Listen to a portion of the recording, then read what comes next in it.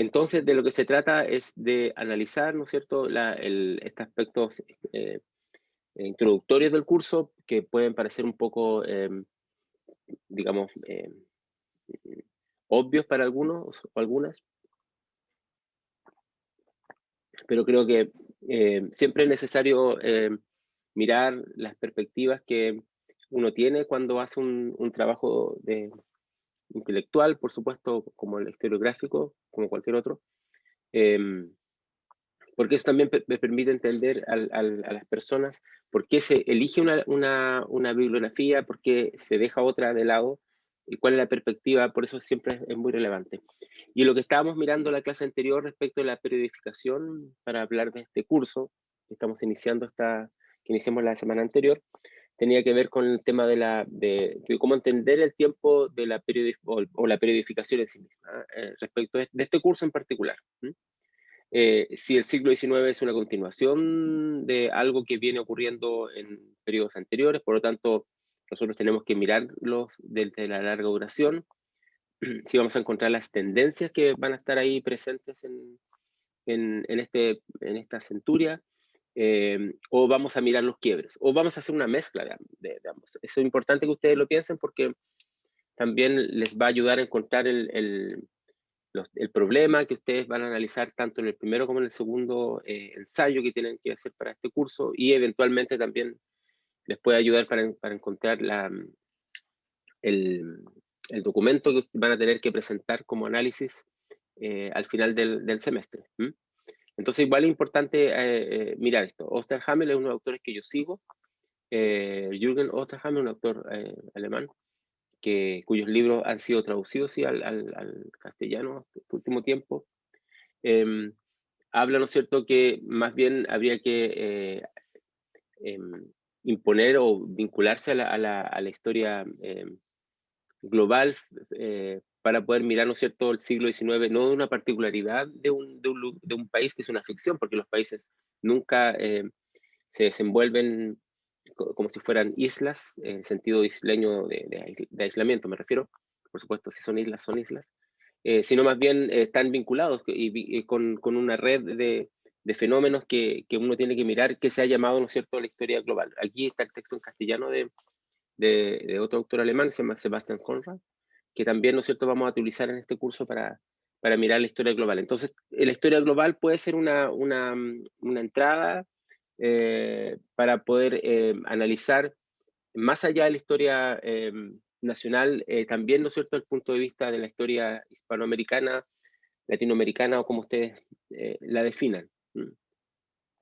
Y ahí habíamos visto, ¿no es cierto?, que Osterhammer toma como punto de partida la independencia de los Estados Unidos, la Revolución Francesa o el ascenso de Napoleón en Europa. Habíamos mirado esto en la clase anterior como punto de referencia para ver dónde nosotros situamos los quiebres, las tendencias, los continuum del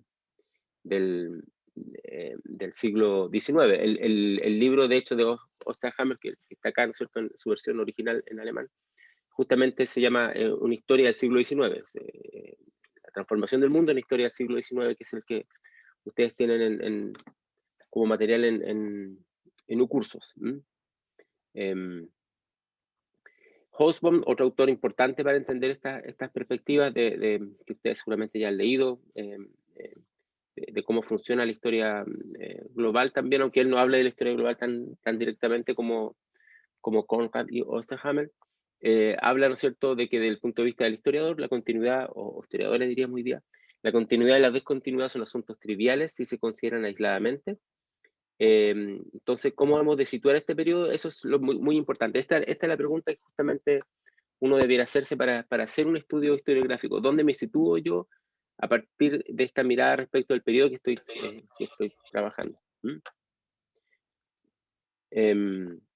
Habíamos visto, ¿no es cierto?, la definición de las cronologías, de qué es lo que es digno de recordarse, ¿no es cierto?, y cómo siempre el pasado está definido desde el presente. Esto lo habíamos ya mirado en la clase anterior. Por lo tanto, los historiadores y las historiadoras desde ese punto de vista, y yo soy un seguidor de esas perspectivas, ¿no es cierto?, no, deben saber muy bien de lo que está ocurriendo en su presente, deben tener una mirada muy fuerte, muy importante respecto de lo que ocurre en el lugar donde ellos o ellas están viviendo. Una mirada global, que no se aísle en una perspectiva meramente nacional, evidentemente, pero también una mirada que no se diluya en lo global, ¿no es cierto?, los puntos de vista más locales. Y eso es una crítica que también se le hace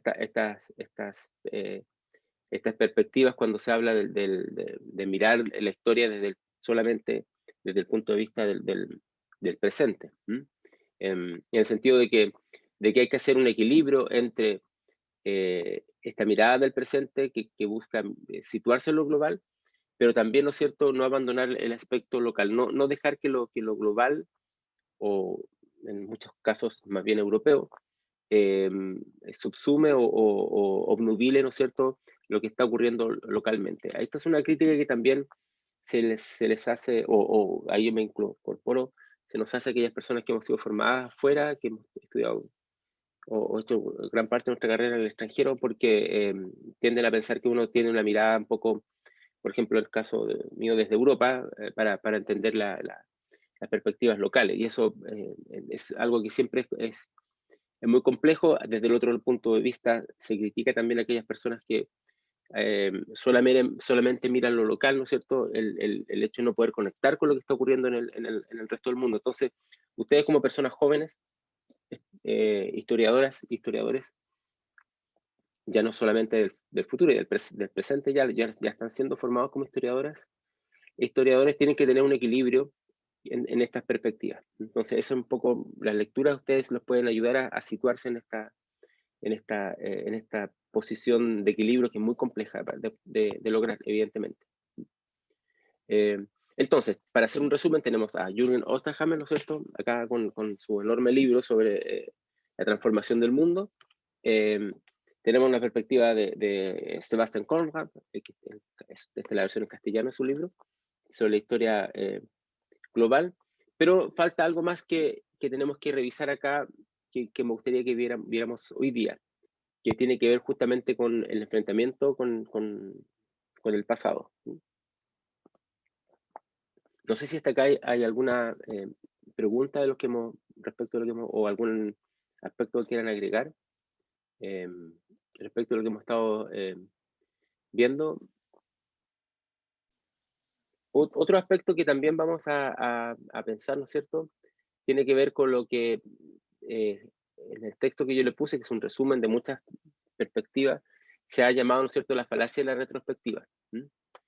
Si asumimos que vamos a estudiar la temporalidad, perdón, que vamos a estudiar el pasado desde nuestro tiempo presente, es decir, que tenemos que tener muy claro cuáles son los problemas del presente para poder estudiar el pasado, por lo tanto, siempre estamos haciendo un estudio del presente, en el fondo, aunque seamos historiadores e historiadoras, tenemos que ver que la posibilidad de caer en lo que se llama la falacia retrospectiva es muy, digamos, complejo para entender, ¿no es cierto?, una época histórica. Eh, una perspectiva, ¿no es cierto?, de la falacia retrospectiva tiende, ¿no es cierto?, a mirar la historia como una suerte de fatalidad. Es decir, le asignamos desde el presente, ¿no es cierto?, al pasado un sentido, porque pensamos que la historia tiene un devenir ya predefinido, por eso se llama fatalidad histórica. Esto tiene varias versiones, tanto religiosas como seculares, así en términos, tal vez ustedes ya lo han estudiado, estoy diciendo cosas que ya conocen con más detalle. En su versión religiosa, evidentemente, desde nuestra cultura judeocristiana, tiene que ver, ¿no es cierto?, con lo que se llama el plan divino, es decir, que hay un plan diseñado por Dios, ¿no es cierto?, que hagamos lo que hagamos, eso va a ocurrir, por lo tanto, hay que someterse de alguna manera a esa fatalidad histórica y las cosas ocurren de una manera, eh, y por lo tanto uno mira el pasado desde el presente asumiendo que hay una especie de decisión divina que fue, ¿no es cierto?, lo que llevó a ciertos acontecimientos. Esa noción de temporalidad tiene una vertiente, como dije, eh, religiosa, pero hay otras perspectivas que también son fatalidades históricas y que también son visiones de una suerte, una suerte de plan, perdón. Por ejemplo, la perspectiva bueno, más conocida también como marxista, digamos, de cómo se entiende, ¿no es cierto?, la noción del tiempo. Es decir, cuál es el sentido que tiene, no solamente el tiempo, sino que el tiempo histórico. La idea de, ¿no es cierto?, de que en el fondo lo que ocurre en las sociedades es una lucha de clases, y la lucha de clases va a desembocar en algún momento en un conflicto, en un enfrentamiento y finalmente una revolución donde la clase oprimida de alguna manera eh, rompa sus cadenas, digamos, y establezca un tipo como dictadura, se llamó la dictadura del proletariado, y hagamos lo que hagamos, ¿no es cierto? La historia va en ese sentido. Eso también es otra fatalidad histórica, que se entiende de esa manera. Son acontecimientos deterministas que de alguna manera, dice Harari, intentan reducir la historia humana a los mecanismos de fuerzas, en este caso económica, en el caso de la visión marxista, pero también puede ser otras perspectivas como fuerzas biológicas, ecológicas. Por ejemplo, la idea de la evolución, de que las cosas cambian en un sentido evolutivo, también es un argumento determinista que de alguna manera se puede entender como una fatalidad histórica. Es decir, hagamos lo que hagamos, ¿no es cierto? El planeta evoluciona, las especies evolucionan de alguna forma. Y ahí se pueden ver, ¿no es cierto?, una evolución en un sentido de que va de lo más simple a lo más complejo, o una evolución que va de lo más primitivo a lo más, digamos, comillas, modernos, que lo miramos desde el siglo XVIII. Eh, estos también son aspectos deterministas. Y toda la mirada de la tecnología, evidentemente, tiene un asunto determinista. O sea, pareciera que estuviéramos mucho mejor hoy día que antes, por ejemplo, que nuestra tecnología va mejorando a través del tiempo.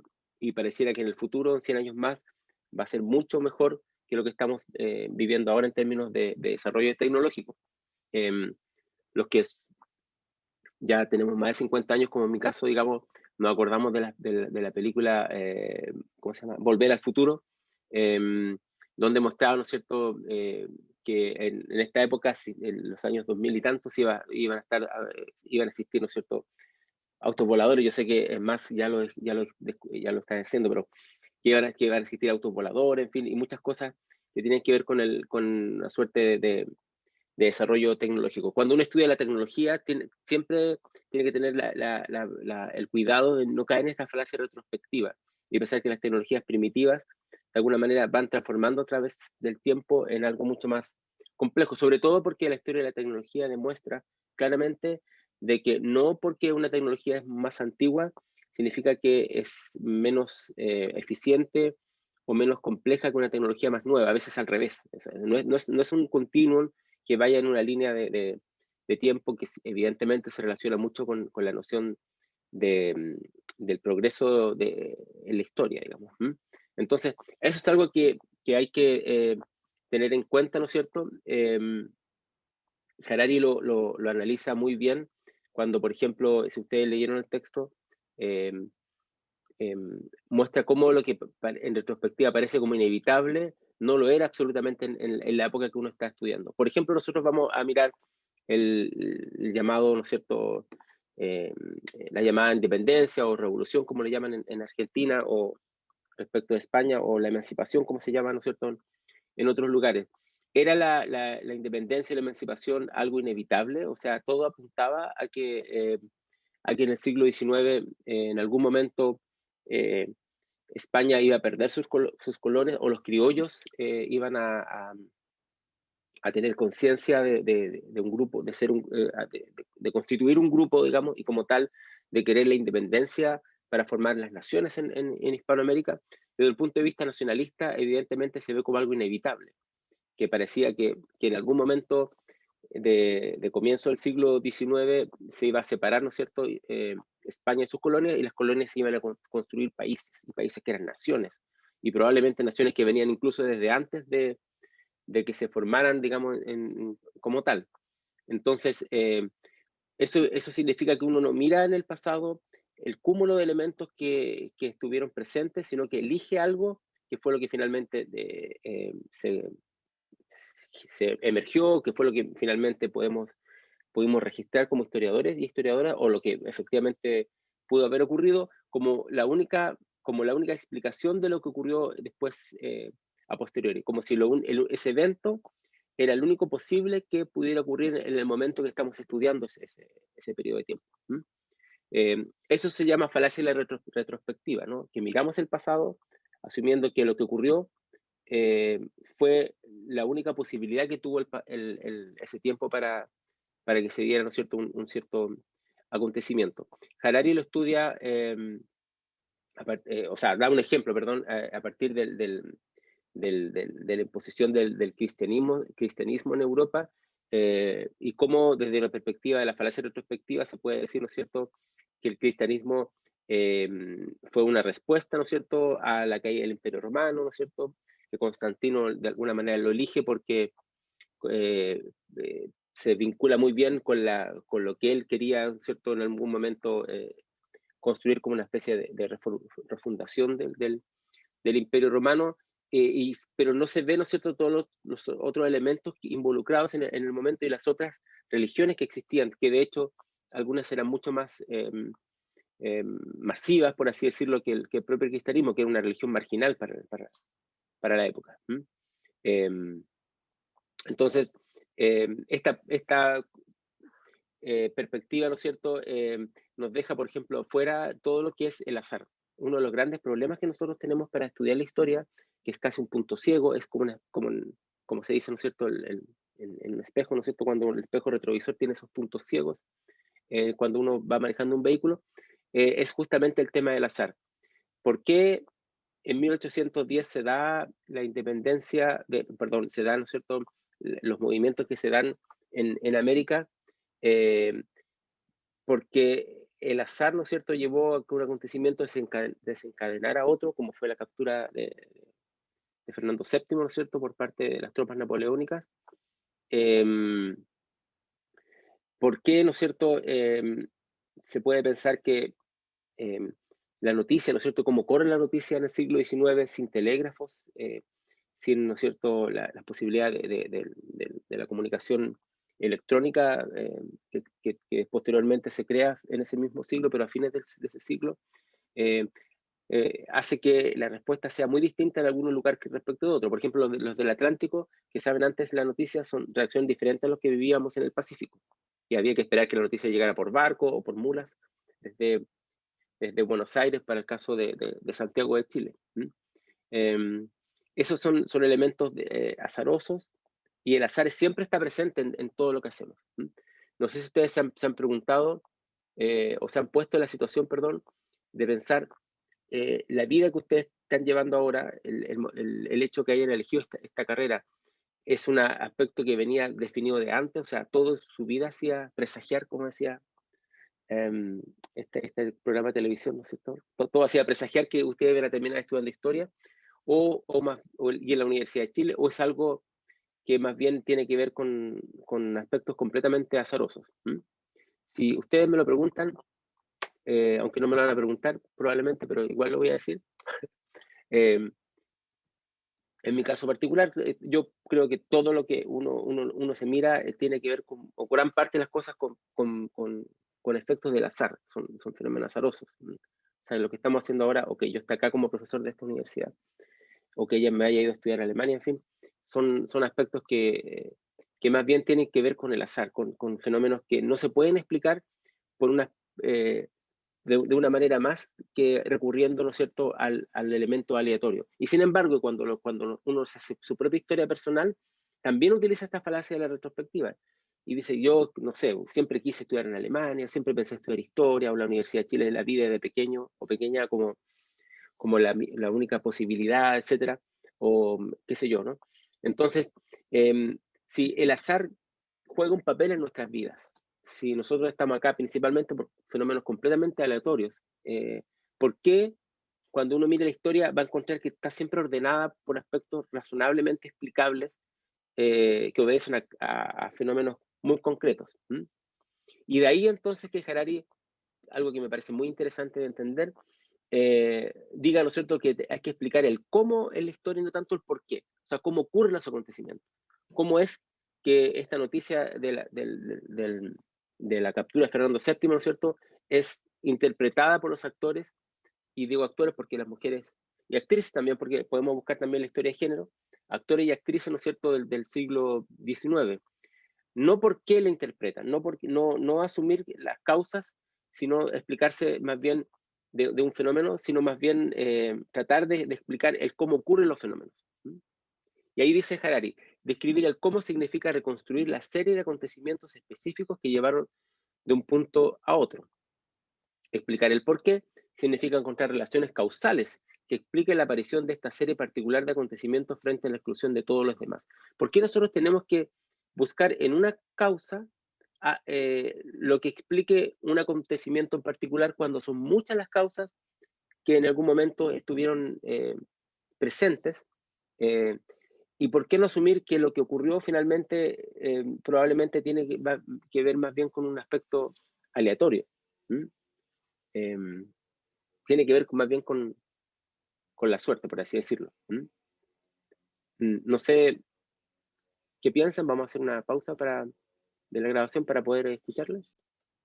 La historia no se puede explicar entonces de forma determinista, o sea, no podemos definir que algo ocurrió porque había un fenómeno que lo determinó, porque la historia se explicaba a través del sentido de la historia, de la lucha de los pueblos por construir por hacer la revolución, o la imposición del plan divino, o de la evolución de las especies, o de la historia del progreso, ¿no es cierto?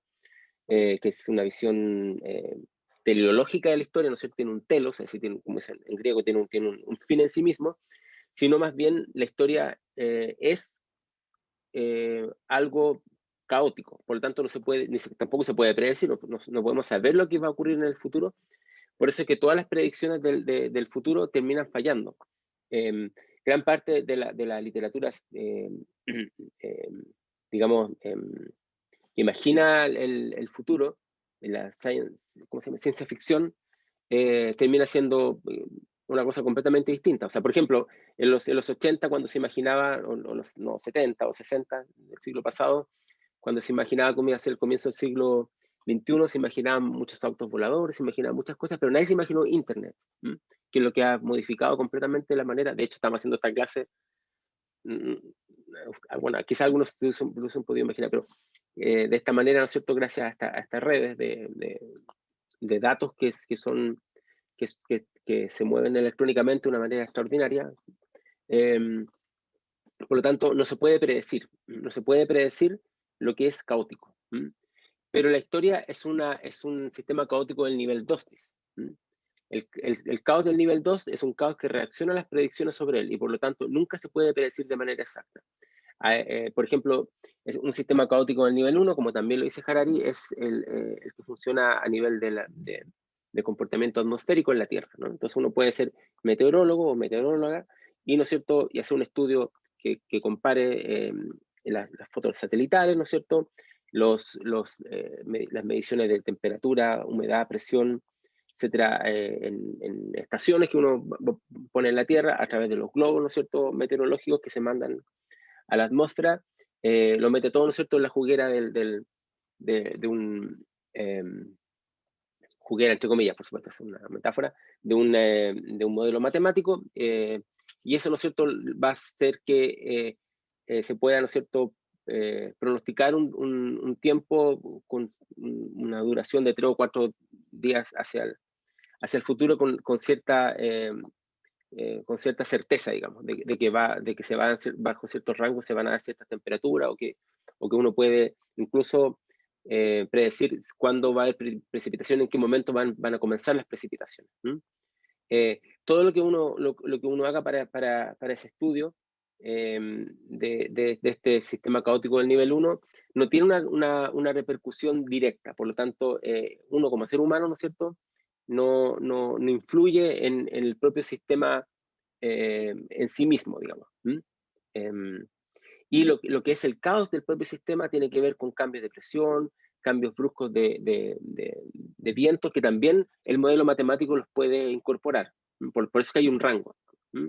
Pero ese rango tiene ciertos parámetros, digamos. No son rangos tan extraños como los rangos que a veces, por ejemplo, pronostican los economistas que dicen, ¿no es cierto?, que ellos sí trabajan con el sistema caótico nivel 2, el nuestro, que ellos dicen, ¿no es cierto?, digamos, el crecimiento económico puede darse, esto es bien objeto de burlas también, ¿no?, por la gente que trabaja en matemáticas, que dicen, ¿no es cierto?, los economistas, en el año, digamos, el crecimiento puede estar entre el 2 y quizás llega al 7%, o sea, o 4%, o sea, son unos rangos enormes, o ya entre el 2 y el 3 es un rango muy grande, porque si usáramos los mismos rangos de dispersión, por así decirlo, para hacer una predicción meteorológica, podríamos decir, bueno, mañana puede que llueva y existan 15 grados de temperatura, grados Celsius, pero quizás esté despejado, ¿no es cierto?, y hayan 33, ¿no? O sea, una cosa, un rango muy extraño, ¿no?, muy amplio. Por lo tanto, el sistema caótico del nivel 1 se puede, ¿no es cierto?, pronosticar, se puede predecir con cierta regularidad, porque uno no interviene en ese sistema caótico. Sin embargo, el sistema caótico del nivel 2, que es el que trabajan los economistas, que es el que trabajan todos los que trabajamos la sociedad, no ocurre eso. Porque el propio sistema reacciona a las predicciones que hacemos sobre él. Y por eso es que el ejemplo que pone Harari justamente tiene que ver con la economía, con el precio del petróleo, ¿no es cierto?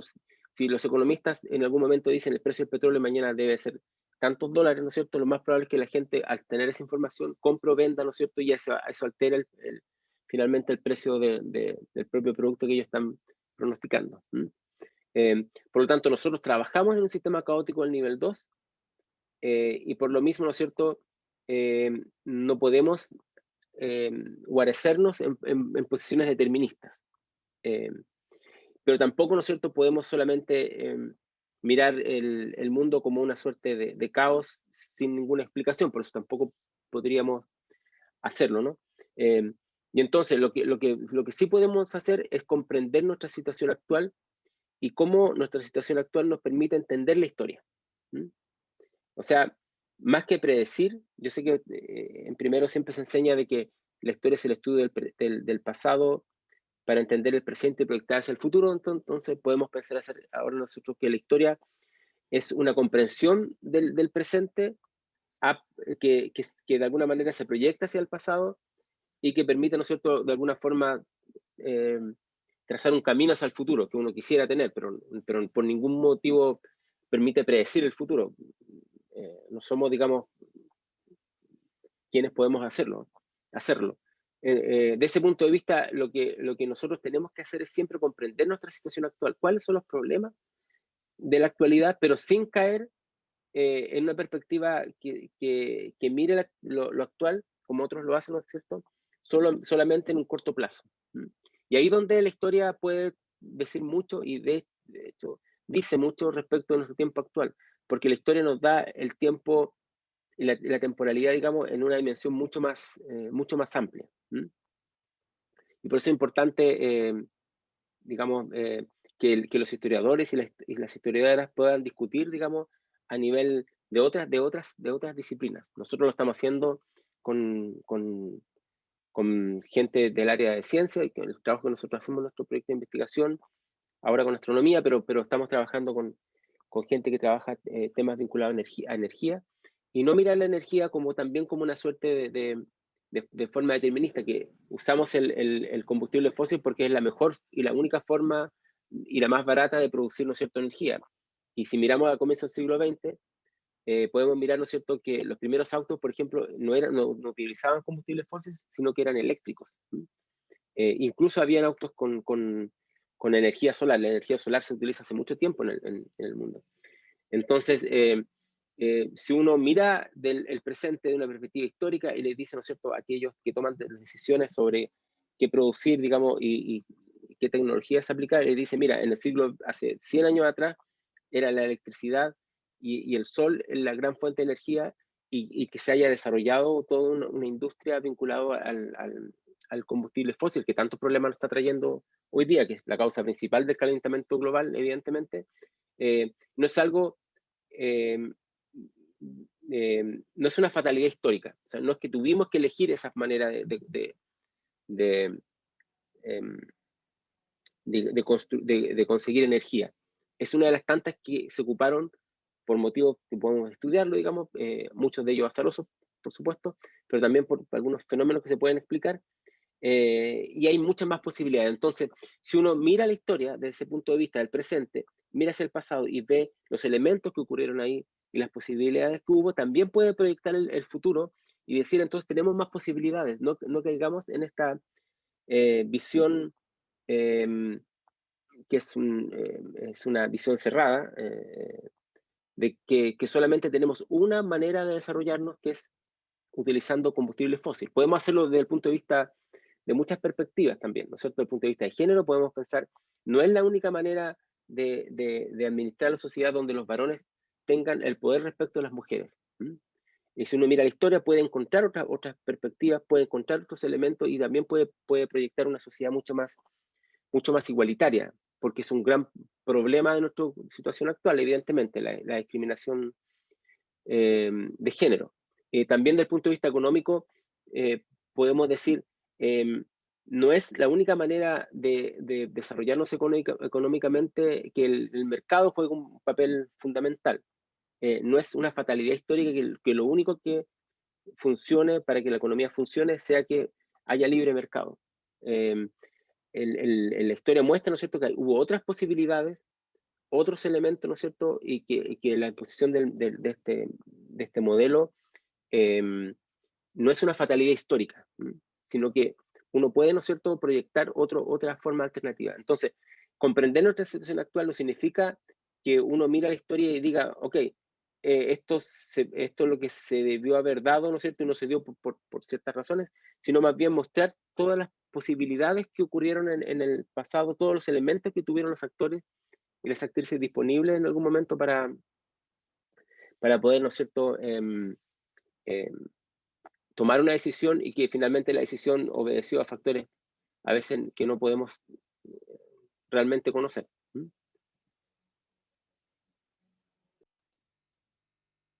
Vamos a buscar, ¿no es cierto?, bueno, acá está, ¿no es cierto?, el texto de Osterhammer, ustedes lo pueden, ya lo estaban leyendo, según veo, ¿no es cierto? Voy a ir al inicio del capítulo, porque estoy yendo un poco rápido. Y ahí ustedes pueden ver esos aspectos vinculados a la temporalidad, si tienen alguna duda, me pueden preguntar o podemos conversar la próxima clase con la pregunta ¿cuándo fue el siglo XIX? ¿No es cierto? Y ese tema de la temporalidad. Si miramos, ¿no es cierto?, la literatura que estamos viendo para esta semana, ¿no es cierto? Está el texto de Sebastian Conrad, una visión de la historia global, ¿no es cierto?, entre la página 7 y la 19, que es en el fondo la introducción del libro. Entonces, me gustaría que la próxima clase, mañana, miremos, ¿no es cierto?, cómo se puede ir más allá de una mirada endógena y eurocéntrica a partir de la historia global. Estoy leyendo los subtítulos, ¿no es cierto?, las tres variantes de la historia global. Y cuáles son los límites y las promesas de la perspectiva de la historia global. Con eso terminaríamos la introducción, con esta perspectiva de la historia global. Y mañana comenzamos ya con los inicios, que no esté dentro del texto, de la primera parte de la clase.